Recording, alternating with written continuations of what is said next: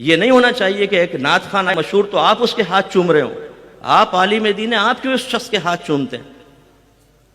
تو ہمارے ہاں میں نے اکثر یہ دیکھا ہے جو طلبہ ہوتے ہیں وہ کوئی سیٹھ آ گیا سامنے، کوئی صاحب منصب آ گیا، کوئی نعت خان آ گیا، نعت خوانی شروع ہوئی، ہزار ہزار کے نوٹ پھینکنا شروع ہوئے.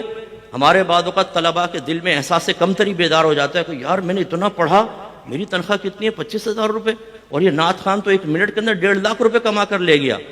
تو شیطان فوراً کان میں کہتا ہے تیرے پڑھنے کا فائدہ کیا ہوا؟ 8 سال تک تو نے ڈانٹے سنی، بعض جگہ تو ذلیل بھی ہوا، اچھا تھا یہ رمجم کے راگ گاتا، اور 2 منٹ کے اندر تیرے پاس 1.5 لاکھ روپے جمع ہو جاتا. اور ہماری عوام کی حالت بھی یہ ہے کہ یہ علماء کو اور بڑے نعت خان، آرٹسٹ نعت خان، ان میں یہ فرق ہی محسوس نہیں کر سکتے ہیں کہ بھئی ان میں سے اللہ نے کس کو منصب عطا فرمایا.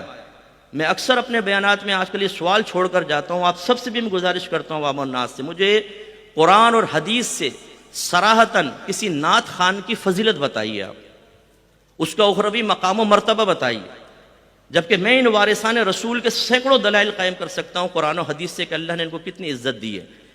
لیکن مفتی صاحب ایک دفعہ مجھے بتا رہے تھے کہ کوئی ایک ملک کے پڑوسی ملک کے عالم تھے، وہ ایک سیٹھ کے ہاتھ چوم رہا تھا. آپ بتائیں جب ایک عالم سیٹھ کے ہاتھ چومے گا، جب آپ ایک نعت خان کی آمد پر نعرے لگنے میں احساس کمتری میں مبتلا ہو کر ہاتھ باندھ کے سائیڈ میں کھڑے ہوں گے تو پبلک تو آپ کو اٹھا کر پھینک دے گی. آپ کو منوانا ہوگا اپنے آپ کو، اپنی پہچان کروانی ہوگی جو منصب اللہ نے آپ کو دیا ہے، کہ جب آپ اس سٹیج پر آئیں تو لوگ نعت خان کو بھول جائیں، آپ کو یاد رکھیں. لیکن اگر آپ نے ایسا نہیں کیا اور اپنی صلاحیتوں کو صحیح استعمال نہیں کیا تو قوم آپ کو پیچھے پھینک دے گی، اور جو لیڈرشپ کا حق آپ کو حاصل ہے وہ آپ کو قوم دے گی نہیں.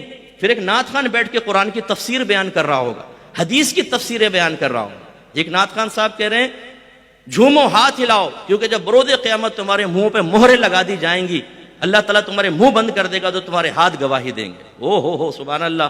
یہ اس نے تفسیر کہاں سے نکالی؟ وہ اس لیے کہ ہمارے علماء پبلک میں معروف ہونے کے لیے، ان کی ضروریات پوری کر کے ان کو قریب کرنے کے لیے پری پلان کوئی کام نہیں کر رہے.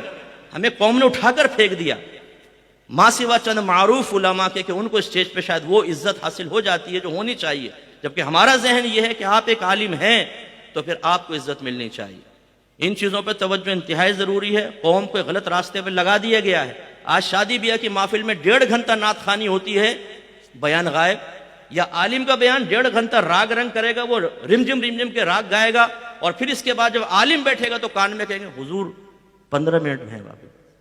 ارے بھائی قرآن اور حدیث بیان کریں تو 15 منٹ، اور وہی یوٹیوب کی نعتیں بیان کریں تو اس کے لیے 1.5 گھنٹے، عالم کے لیے 25,000 اور نعت خان کے لیے 1.25 لاکھ روپیہ. یہ پیسہ ہمارا مطمع نظر نہیں ہے. اصل میں یہ عزت کا تفاوت کیوں ہو گیا؟ کیوں لوگوں کا ذہن بن گیا کہ آج نعت خان بڑا اعلیٰ مقام و مرتبہ رکھتا ہے؟ اس لیے ہم چیلنج کرتے ہیں، اور آپ پبلک جو عام بیٹھی آپ بھی یاد رکھیں، نعت خان کا فی نفسی کوئی مقام و مرتبہ نہیں.